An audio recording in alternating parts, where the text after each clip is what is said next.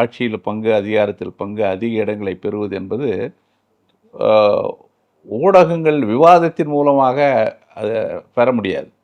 அது 2 கட்சி தலைமை, காங்கிரஸ் தலைமை, திமுக தலைமையும் அல்லது பேச்சுவார்த்தை குழுவும், அவர்கள் பேச்சுவார்த்தை குழுவும் சந்தித்து பேசி முடிவு செய்ய வேண்டிய விஷயம். அது முடிவு செய்யப்படும்.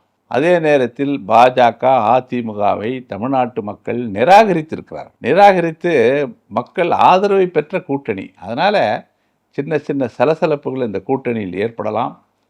ஒரு சிலர் மாறுபட்ட கருத்து கொண்டவர்களும் இருக்கிறார்கள். ஆனால் எல்லாற்றுக்கும் மேலாக காங்கிரஸ் கட்சியினுடைய மக்களவை எதிர்க்கட்சி தலைவர் ராகுல் காந்தி அவர்களுக்கும் தமிழக முதலமைச்சர் மு.க.ஸ்டாலின் அவர்களுக்கும் நல்ல புரிதல் இருக்கிறது. தமிழ்நாடு நலனை முதலமைச்சர் மு.க.ஸ்டாலின் பாதுகாப்பாக அதை செய்து வருகிறார்.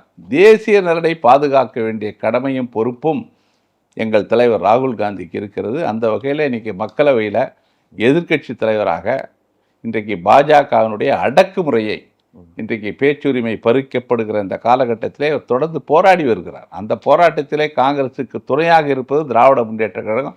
இன்றைக்கி இந்தியா கூட்டணியில் அதிகாரபூர்வமாக இருப்பது காங்கிரஸுக்கு திமுக சேர்ந்த கிட்டத்தட்ட 41 உறுப்பினர்கள்.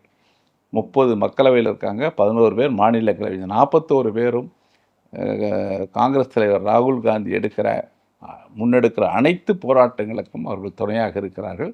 அதனால் இந்த கூட்டணி எந்த வகையிலும் பாதிக்காது. எந்த விதமான கருத்து மாறுபாடு கொண்டவர்கள் என்ன கூறினாலும் இந்த கூட்டணி எஃகு கோட்டை போல் இருப்பதாக தமிழ்நாடு காங்கிரஸ் கமிட்டி தலைவர் செல்வ பெருந்தகை பல முறை கூறிவிட்டார்.